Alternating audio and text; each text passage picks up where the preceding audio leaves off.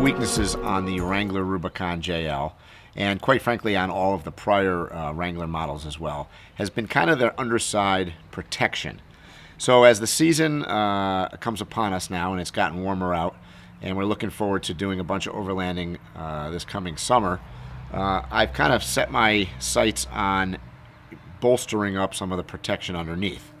And one of the products that I got that's been sitting in my garage for a little bit is the MetalCloak rear diff guard. Now this is the diff guard for, in this case, it's the newly redesigned Dana 44 rear axle. And one of the things that they did on the new axle is it's got some kind of ridges that you can see that you're going to either get hung up on rocks or logs or sticks or whatever.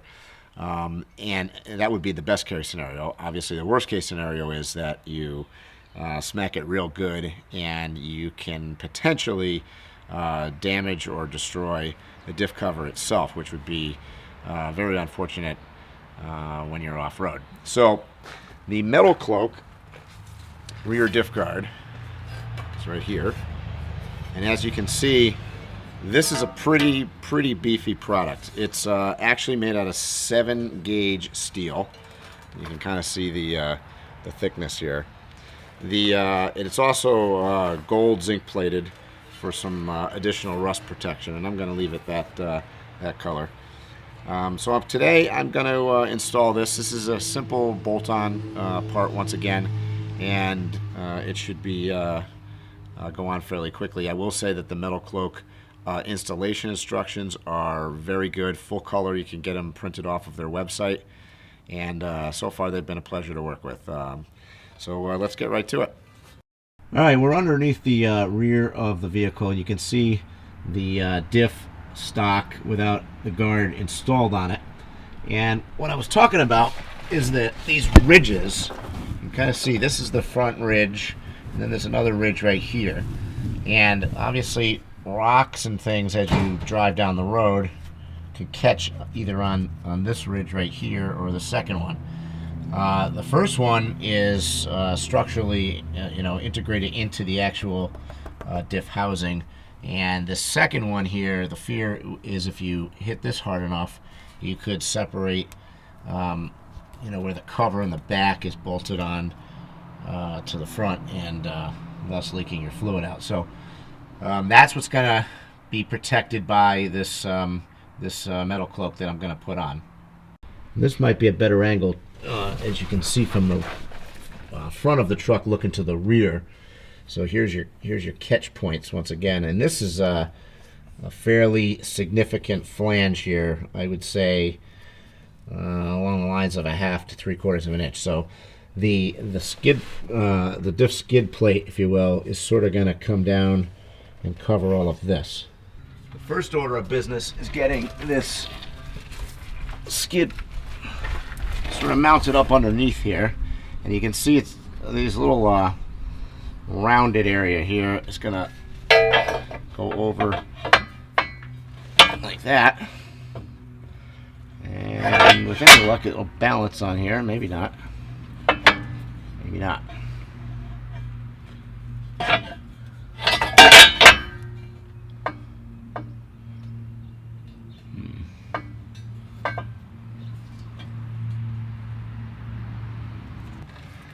These U-bolts are going to hold these pieces on the side, and they're going to come through like such.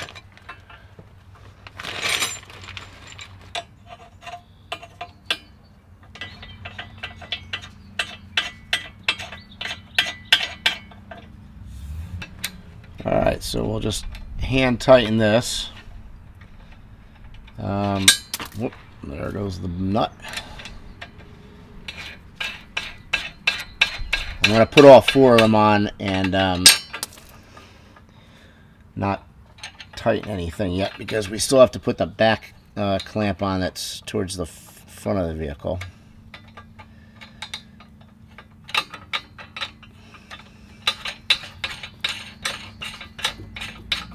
Alright, well that'll keep it from falling off anyways.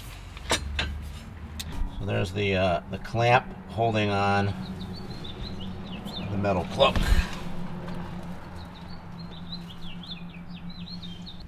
And you can see it's smoothed out this whole undersurface. There's no ridges. This kind of looks C-clamp looking thing. It's going to go over the top of the diff, and that is what holds the rear on.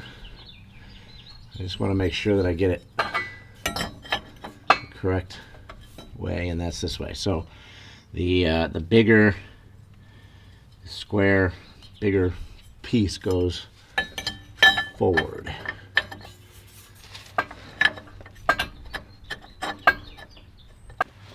And then got bolts. The bolts are going to go upward so as not to catch on anything. And the nut is going over the top. And it's not so easy to get to with the fuel tank on this side here. Alright, so there's one in place.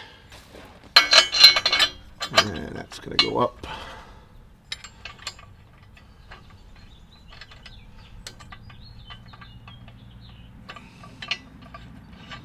Alright, everything is now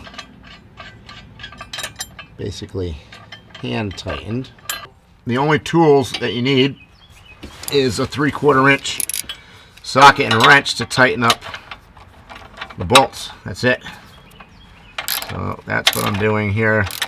And I'm going to go around and tighten like each of the four sort of simultaneously.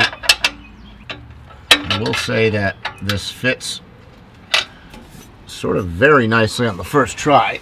That's always nice. And as I think I said earlier, this is a pretty heavy duty 7-gauge steel.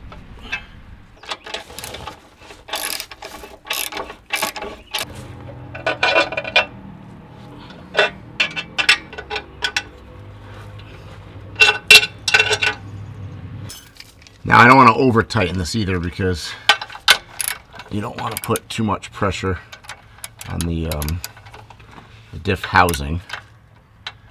But the way that this thing sits on here, it's pretty tight. And as you can see, I'm doing this all with hand tools. So once again, as the vehicle goes over an obstacle, it's going to impact in the back here first, and it's going to slide. And this surface is extremely smooth compared to the ridges that are on the stock diff. And there you have it, mounted from the view sort of from behind, from the side, snugly on here. Nice curled back ridge, add extra support. And there, here she is, looking from the front of the vehicle.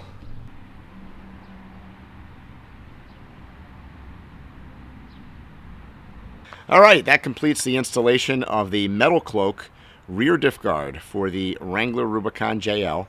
This is for the redesigned Dana 44 axle in the back. Thanks for watching. Be sure to like and subscribe, and we'll see you real soon.